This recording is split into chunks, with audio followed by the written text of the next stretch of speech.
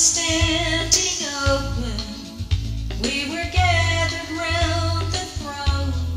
No more heartache, no more suffering, no more being alone.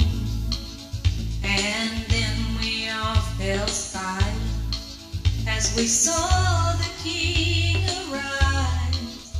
He took his hand and gently wiped the tears from our eyes.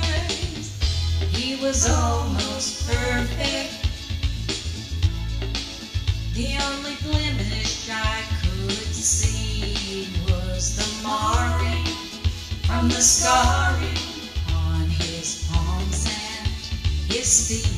He was almost perfect.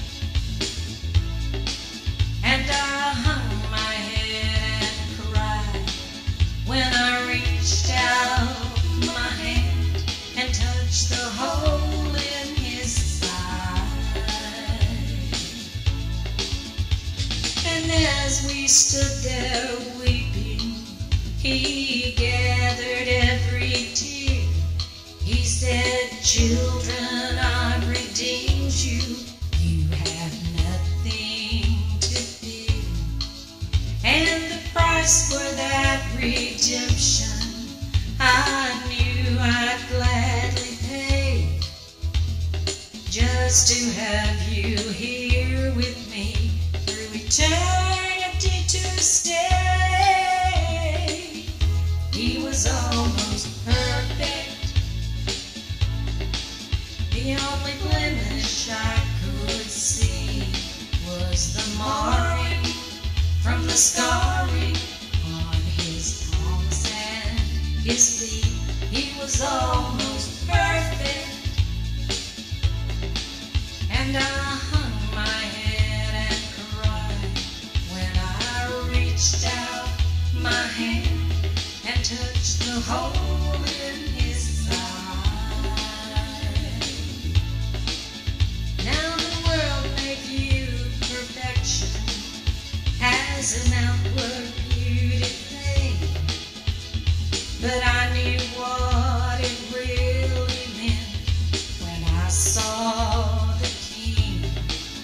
My tears fell on his wounded hands as I held them in my own, and I cried out, "Oh Lord, you are so worthy of your throne."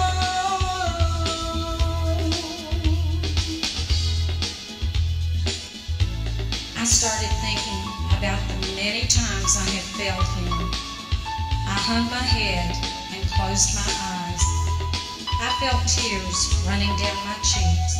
I had been one of those whose sins had led him to Calvary. How could I face him now? I opened my eyes only to see his nail-pierced feet. I slowly raised my head and looked into his eyes. He was smiling at me. He held up his right hand, and I saw the hole in his palm. "These scars," he said to me, "are souvenirs of the souls I long for my Father." "Come on, my child," he said, reaching for my hand. "I have many wondrous things to show you." Suddenly I felt a peace sweep over me as we walked toward the other saints, gathering for the wedding supper of the Lamb.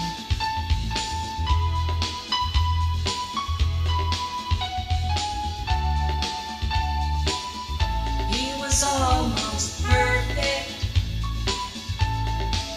The only blemish I could see was the marring from the scarring on his palms and his feet. He was almost perfect. And I hung my head and cried when I saw how he was wounded for my sin and my pride. When I saw